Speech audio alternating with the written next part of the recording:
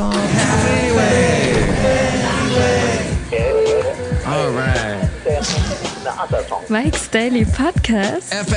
Episode 3304, 3304, and Mike Matthews here at Café Anyway, somewhere in podCastro Valley. Mike's Daily Podcast. The last place on earth in the land of Mary Top Gun. Mike Matthews here. I'm singing and I'm looking around and I suddenly see this weird looking hand. Oh yeah, that's in the podcast picture. If you would like to see it, go to mikesdailypodcast.com. That's a plug for my website. That's not wrong because I'm doing a podcast. Might as well mention where people can. Mike's Daily Podcast. Where people can go to see what's going on. Mike's Daily. Mike'sDailyPodcast.com. Podcast. Excellent. Yeah. And you can also see a little bit of the video. I know all the podcasts now, people are the line is blurred between the audio and the video podcasts. Some of us are still pretty intelligent and know that a video podcast is basically a YouTube show. It's a TV show, a wannabe talk show, a wannabe The View or whatever. But this is audio. This is the world. This is like what radio was, that kind of thing in this world. At Café Anyway is where we're broadcasting from, somewhere in podCastro Valley. Did you celebrate Cinco de Mayo? Interestingly enough, it falls right after May the 4th be with you. There definitely needed to be more margaritas in space, but Cinco de Mayo has quietly become a multi-billion-dollar holiday in the U.S. Feels like a holiday with inventors that the inventors invented the holiday. The particular inventors were beer companies. The way that Hallmark invented Valentine's Day. See, it's all together. Americans spent almost $3 billion on Cinco de Mayo celebrations in recent years. Beer alone, people spend about $600 million. $600 million. And here's today's podcast picture. And that hand is what I was talking about. From Walnut Creek, there's this bizarre hand. And I guess I could have walked over and read the plaque of the artist that did this particular. It's an interesting hand that's sticking up, a very large hand that's in this park in Walnut Creek. And there's beautiful roses surrounding it and some other sculptures and artwork and whatnot and a cool gazebo. See this wonderful, timely picture at mikesdailypodcast.com. What? My chair is slightly squeaky here at Café Anyway. Mexican and Tex-Mex restaurants on Cinco de Mayo, they see their sales double or triple. The late great Basil the Boxer and I had a couple of fun Cinco de Mayos together. He looked great in a sombrero. And actually, he did have a hat. He had a cowboy hat. I still have it. I haven't tried to put it on Rocky yet. I think it would engulf Rocky's head, but that note to self, put a cowboy hat on Rocky's head, Rocky the cat.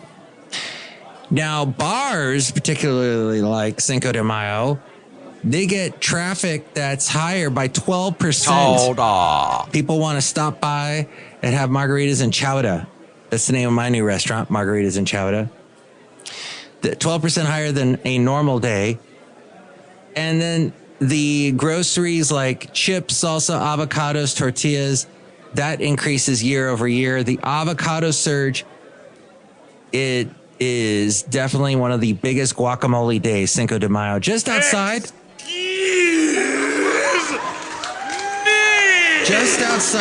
of the Super Bowl is the biggest guacamole day. One of the top tequila sales days of the year is on Cinco de Mayo, as you can imagine, since you put that into margarita. But it is a minor holiday in Mexico. It commemorates the Battle of Puebla. It is not Independence Day there. I think part of what is happening, I think Democrats are lighting their hair on fire to get you to cover this story to kind of keep repeating the same story. About Cinco de Mayo and about their independence over the French. And wait, what? French At the Met Gala? No. How about just trolling billionaires at the Met Gala? And then was it Bad Bunny dressed as an old white man or something? Is that what I heard? Secondhand? I heard this. I want to be the computer from Star Trek. I should ask the computer from Star Trek about this. But the Met Gala in Manhattan delivered its usual stream of opulence, beauty, and outfits. Wasn't last year kind of a Bridgerton thing they were doing last year? Clothes that cost a year's rent. They took our job. If your job is a fashion designer. Critics are starting to finally question the $100,000 a ticket fundraiser. It's so out of hand.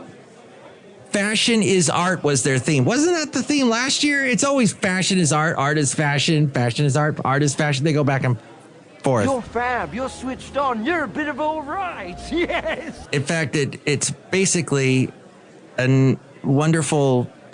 they should just shorten that fashion is art down to 4 letters, taking the first letter and then the last 4, because that's what it amounts to.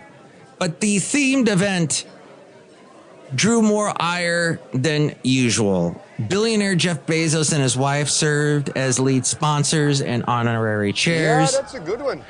There was an activist group called Everyone Hates Elon, the other billionaire.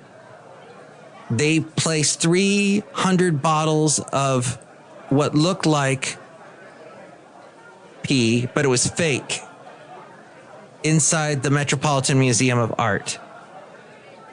What is going on with the, there used to be beautiful... You've got to be kidding me. Beautiful, fascinating places. So in 2009, I went to the Metropolitan Museum of Art for the very first time and walked around and I spent a good couple hours there. Oh, wow, this is here? That's here? Went on the roof, saw Central Park, was amazed as we go outside of Café Anyway, where we bring you Mike's Daily Podcast somewhere in Podcastro Valley, the last place on earth in the land of Meritoptica. Anyway. Café Anyway. But now you have fake pee being put in the art museum. It reminds me as well of when I go to Oakland, when I first moved to the Bay Area, a little over... What was not 15 years ago? Let's say a little over 15 years ago, almost 20 years ago. Ain't nobody got time for that. Why do we have time for dumping trash all over Oakland? I used to love to take BART. So we got the Metropolitan Museum of Art. We have BART, which is Bay Area Rapid Transit. And you go on BART now and you take it, let's say, from Podcastro Valley. I'm really busy right now. You will be so busy looking down and seeing all the trash and the tarps and the dilapidated RVs and campers and cars and graffiti. And I'm seriously considering, since my Instagram has no followers, maybe 2 or 3. Okay, almost got to 200 and then a bunch of people disappeared. We have a basic responsibility to protect people's data. And if we can't do that, then we don't deserve to have the opportunity I blame that guy right there, Mark Knopfler. No, I'm sorry, Mark Zuckerberg. Mark Knopfler is the best. He's from Dire Straits, the guitarist and the singer. What a talent. But Mark Zuckerberg, I blame him because Instagram is a joke. Unless you're beautiful and pretty and everybody wants to be you or gawk at you because they're creepy and weird, they're the only ones that get the influencer views and money and the music that we just heard. That's the influencer music. Okay. But I'm seriously considering starting an Instagram website. I don't know why I'm talking like I'm from New York all of a sudden, or like I'm like an old-timey gangster. Is that what it is? Don't know. What's this here? It's about to start. Something very odd. I feel it in the air. Oh, Casey Kasem's back again. American Top 40. Yay! This is Casey Kasem. Hi. You're listening to Mike's Daily Podcast. That's what this is. Broadcasting live from Café Anyway in the heart of PodCastro Valley. Starring your host, Mike Matthews. That's me. Mike got his start in radio waking up at the butt crack of dawn Very on early. Sunday mornings, playing back my show at a little radio station in Santa Barbara. Here's a long-distance dedication to you, Mike. All the way from the grave to you, Mike. You're the best. From me, Casey Kasem. We miss Thanks, you. Mike. Okay, hopefully you won't hear that for a week if you're listening to this podcast. But thank you, Casey. Yeah, I used to play his show back on Y97, Santa Barbara's Hot FM. When I first moved to the Bay Area a couple years ago, a little over 15, These nuts! They're nuts! They know nothing! I feel like I know nothing now, but I feel like my brain has been sapped of all information and knowledge because I don't know what I'm doing here in the Bay Area anymore. I look around, I go, why? We took this beautiful place. When I got here, it was beautiful. 17 years ago. Oh, yeah, there was still graffiti and whatnot. What in the world was that about? But it's gotten so bad.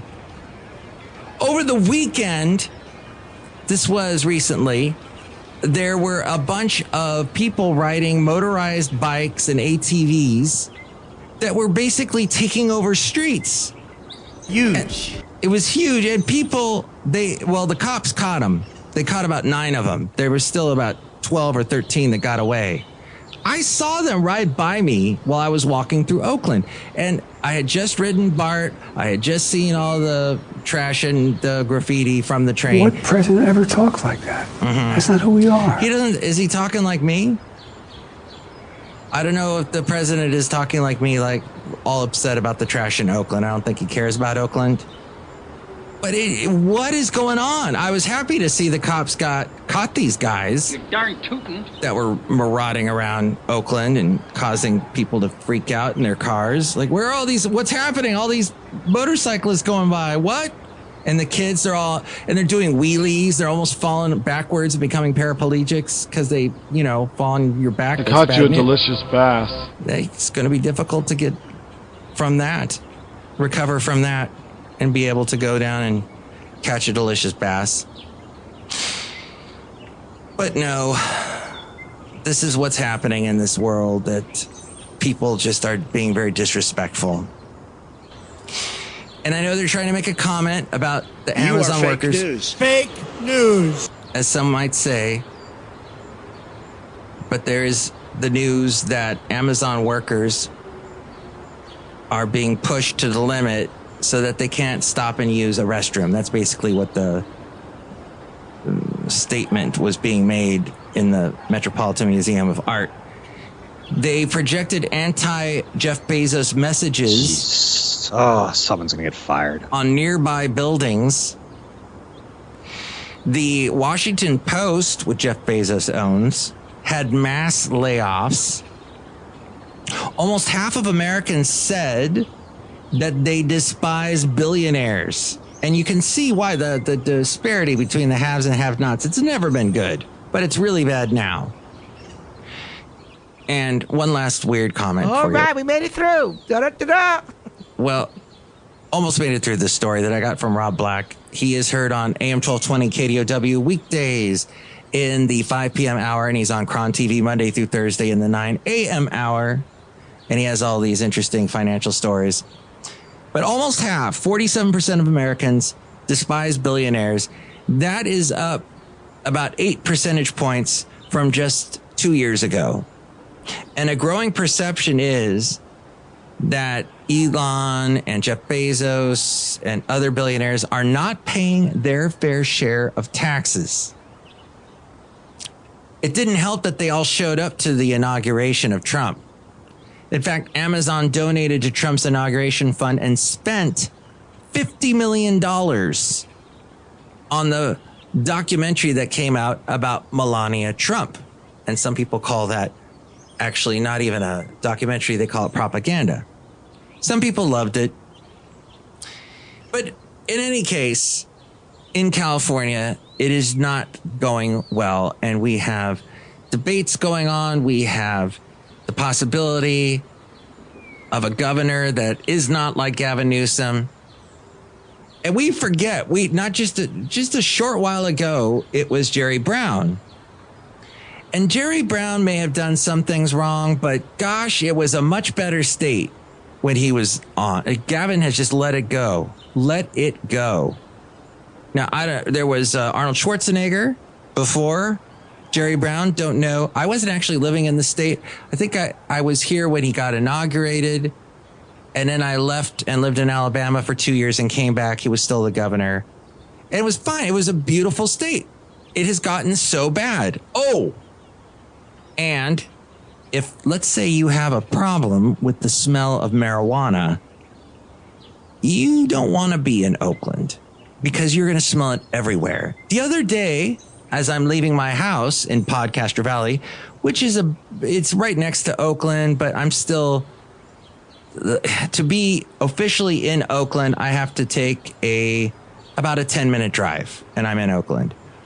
But just outside my door, I go outside, and a big whiff of marijuana hits me in the face, and I'm looking around. Who's doing that? Is a mourning dove doing that? The squirrels? What? Where's it coming from? It's not coming from lovely lady friend. Neither one of us partakes in that. The last show was called Partook. Not toque, like the hat you wear if you're a Bob and Doug McKenzie. But you know what is happening in California is a lot of change is going to be happening here. A lot of change. And if a lot of change is not happening here, you may see me leave. I still have connections to other states, and I'd be happy to move. I'm going to be one of the mass migration of people leaving this state, even though I left it before and I missed it. It was interesting because I had just moved to Alabama and we're watching TV and all of a sudden this commercial comes on. Suddenly I'm seeing Arnold Schwarzenegger's face saying, "Come to California." And all these celebrities are, so we got surfing. We got beautiful sunsets. We do. We do have all of that in California. And I do have that thing I sometimes play from London Breed when she was talking about how people bash California, but still this is where all the major tech got started and all the major this and that was developed that we use in cell phones and computers and everything. So, but you can't deny the fact when you're riding BART down through Oakland, how absolutely disgusting it looks. So there needs work to be done. Now, I don't know. I haven't been to Ventura County in a while. When I lived there, it was very beautiful. Didn't have any problems.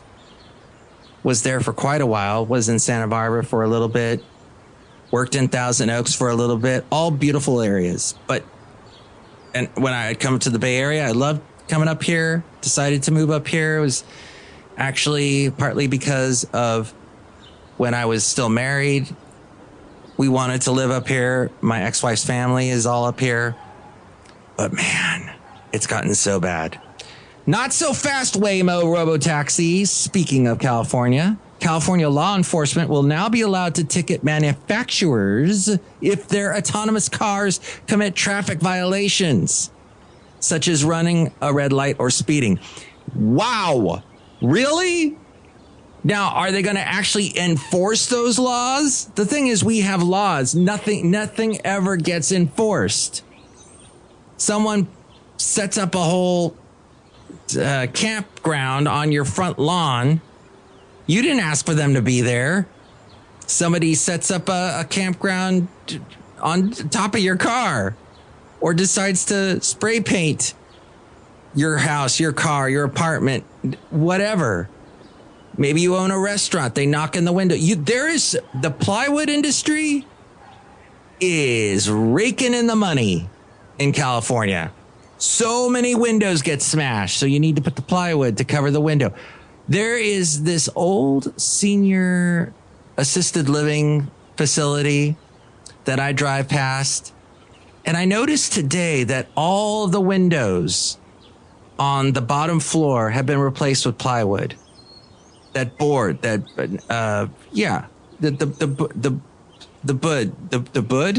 boards of wood. The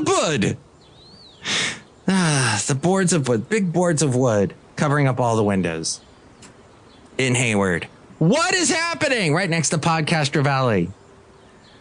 So they need to enforce the laws. There are laws. Why aren't they enforcing them? Laws that have been in California for a long time. We haven't always been the lawless Old West mining days where the 49ers were all killing each other, and not the football team, but the folks that were looking for gold. And there was it was rough and tumble. And there were lots of homicides and people stealing each other's gold and all of that. Gold. It's not gold, but it has two of the letters from gold. GLP. Yes, the GLP-1 drugs. You take them, your face disappears because it becomes all sucked in and everything. You can there's total GLP face now, if you didn't know. You totally develop a face that looks like you're taking GLP. You can't hide it now. Now it's not, oh, wow, they're working out a lot. They've lost a lot of weight. No, you have GLP face. You didn't do it on your own. You did it because you spent a lot of money on GLP-1 drugs. Good for you. Which apparently is also diminishing people's libido and is also causing other issues from what we are hearing. But they have more than doubled GLP-1 drugs. More than doubled since early 2024. Roughly 1 in every 8 U.S. adults, or nearly 13%, 1 in 8 adult in the U.S. adults are currently taking GLP-1 drugs. I know because I was on Instagram, Mark Zuckerberg's fiasco, and I saw an old friend of mine that I knew when I was a kid, 5 years old. I knew he was the next door neighbor. And I see him now. I haven't seen him in years in person, but I follow him on Instagram. And oh my gosh, he's lost so much weight. It's got to be the GLP-1s.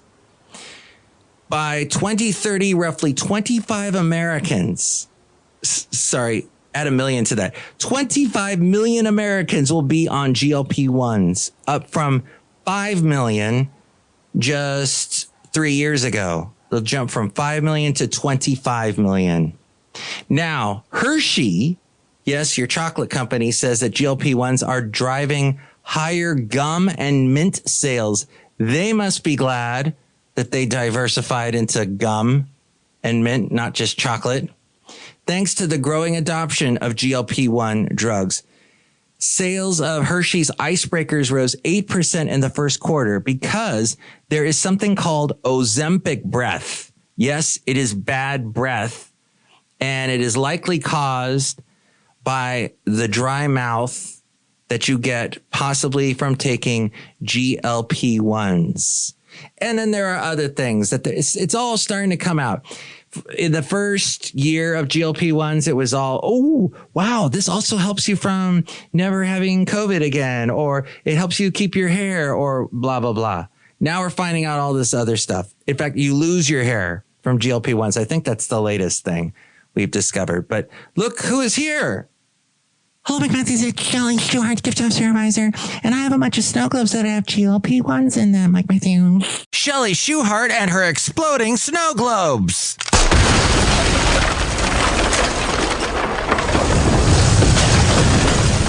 Wow, exploding GLP-1 snow globes.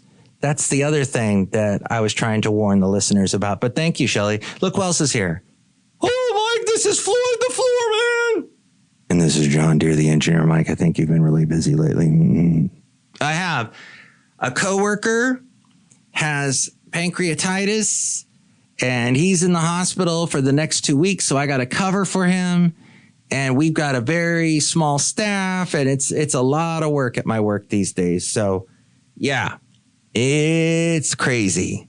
So think a good thought for me, and definitely think a good thought for the guy that I know that has pancreatitis, because that's one of the last things you want to get in this world. So wishing him the best. But wishing you all the best, too. You can call me if you would like to chime in about anything that we covered today. Here's the number. Call Mike at the Café Anyway hotline. Area code 510-228-4640. And with all things having to do with Mike's Daily Podcast, we go to the mainframe and hear from A-Frame. Thank you so much for listening to this show and FFF episode 3304, 3304. Mike's Daily Podcast is written and produced and performed by Mike Matthews. His podcast is super easy to find. Download or listen to his show and read his blog at mikesdailypodcast.com. Email Mike now at mikesdailypodcast@gmail.com. See you tomorrow. Bye.